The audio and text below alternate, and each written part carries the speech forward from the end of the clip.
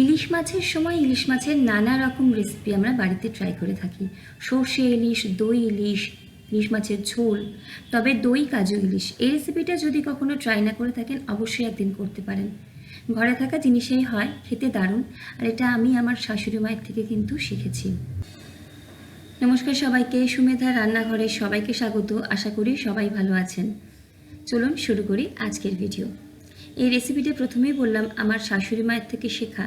বিয়ে যখন হয় তখন সেরকম কিছু রান্না জানতাম না। রান্নার প্রথম হাতেখড়ি হয় কিন্তু আমার শাশুড়ি মায়ের থেকেই। তো চলুন শুরু করা যাক, আর বেশি কথা না বাড়িয়ে। আমি এখানে 6 পিস ইলিশ মাছ নিয়েছি, ভালো মতো ধুয়ে রেখেছি। আর হলুদ গুঁড়ো, নুন আর লাল লঙ্কার গুঁড়ো দিচ্ছি, সাথে 1 চা চামচ সর্ষের তেলও দিতে পারেন। ভালো মতো মাছের গায়ে মাখিয়ে নিয়ে 10 মিনিট মতো ম্যারিনেট করে একটু মাছটাকে রেখে দিচ্ছি। আর মাছটা ম্যারিনেট হতে থাক বা সাইডে রেখে দিচ্ছি, একটা মশলা তৈরি করে নেব। তার জন্য এখানে মিক্সির একটা ছোট জার নিয়ে নিচ্ছি। মিক্সির ছোট জারের মধ্যে এখানে সবার প্রথমে নিয়ে নেব 1 চা চামচ পরিমাণে সর্ষে, কালো সর্ষে নিয়েছি। তার সাথে এখানে নেব 1 চা চামচ পরিমাণে সাদা সর্ষে। আমার এখানে হাফ চা চামচের এটা, তাই দুবার করে কিন্তু নিচ্ছি। চাইলে শুধুমাত্র একটা সর্ষে দিয়ে করতে পারেন, কালো বা সাদা। অল্প একটু নুন দিয়ে গুঁড়ো করে নিচ্ছি সর্ষেটাকে, তাহলে সর্ষে যে তেতো ভাবটা সেটা থাকে না। এর মধ্যে 1.5 চা চামচ পরিমাণে দিচ্ছি চারমগজ, আর দিয়ে দিচ্ছি এখানে কাজু বাদাম। আমি এখানে মোটামুটি ওই 10টা মতো কাজু বাদাম ব্যবহার করছি। মাছের পরিমাণ অনুযায়ী সমস্ত রকম উপকরণের পরিমাণও কিন্তু বাড়বে।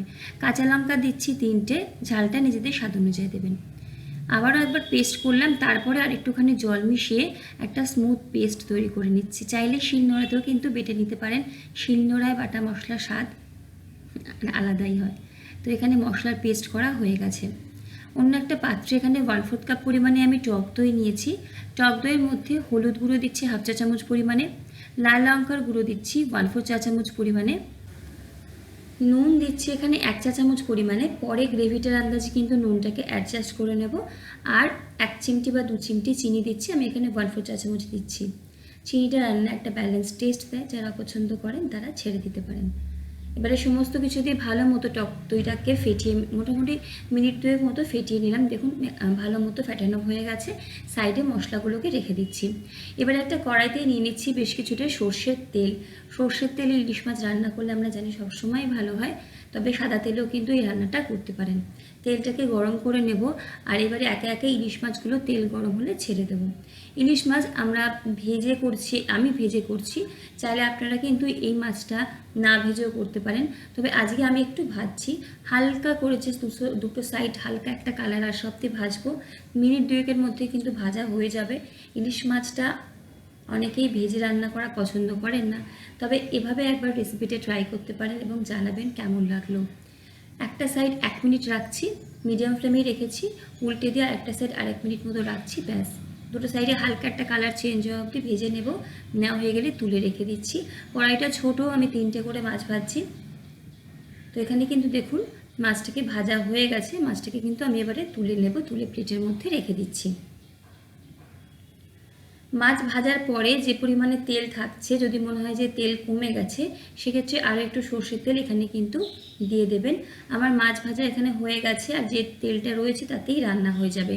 এখানে 1/4 চা চামচ পরিমাণে কালো জিরে দিচ্ছি, আর চেরা কাঁচা লঙ্কা দিচ্ছি 2টো।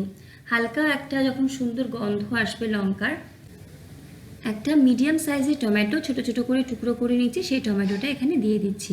আর যেহেতু টমেটো দিচ্ছি তার সাথে এখানে 1 চিমটি নুন দিচ্ছি, যাতে টমেটোটা তাড়াতাড়ি গলে যায় বা নরম হয়ে যায়।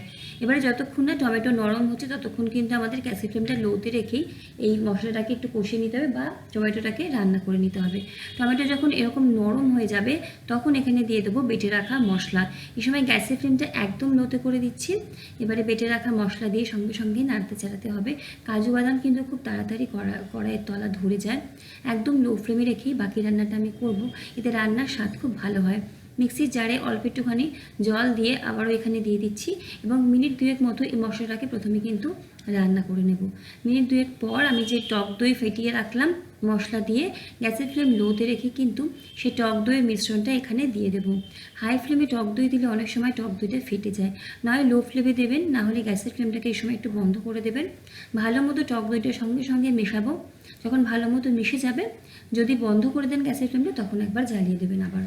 লো ফ্লেমে রেখেই কিন্তু মশলাটাকে ভালো মতো কষিয়ে নেব যতক্ষণ না মশলার থেকে তেল ছাড়ছে। মশলা থেকে তেল ছেড়ে গেলে এখানে কিন্তু দিয়ে দেবো পর্যাপ্ত পরিমাণে গরম জল। যতটা গ্রেভি আপনারা বানাতে চাইছেন সেই অনুযায়ী কিন্তু এখানে গরম জলের ব্যবহার করবেন। যদি মনে হয় মাছটা একটু ঝোল ঝোল করবেন তো এর থেকে বেশি গরম জল দিতে পারেন। আমি কিন্তু এখানে হাফ কাপ পরিমাণে গরম জল দিয়েছি আর টেস্ট করে নিয়ে এখানে কিন্তু নুনটা দিয়ে দিচ্ছি। যখন গ্রেভিটা ফুটে উঠবে, ভেজে রাখা ইলিশ মাছগুলো একে একে কিন্তু এখানে ছেড়ে দেবো।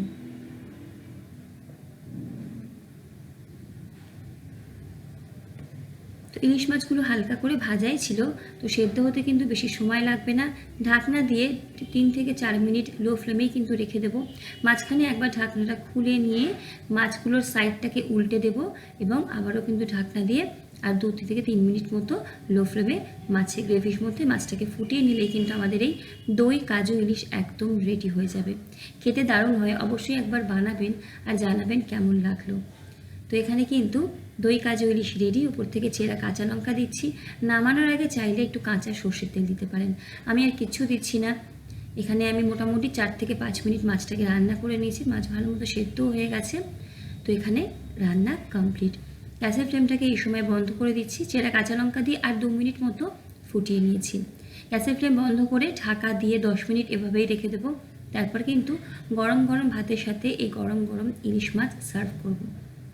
ভিডিও ভালো লাগলে লাইক, কমেন্ট আর শেয়ার, সাবস্ক্রাইব করে পাশে থাকবেন। সকলে ভালো থাকুন, সুস্থ থাকুন, হাসি খুশি থাকুন। আজ এই অবধি, ধন্যবাদ।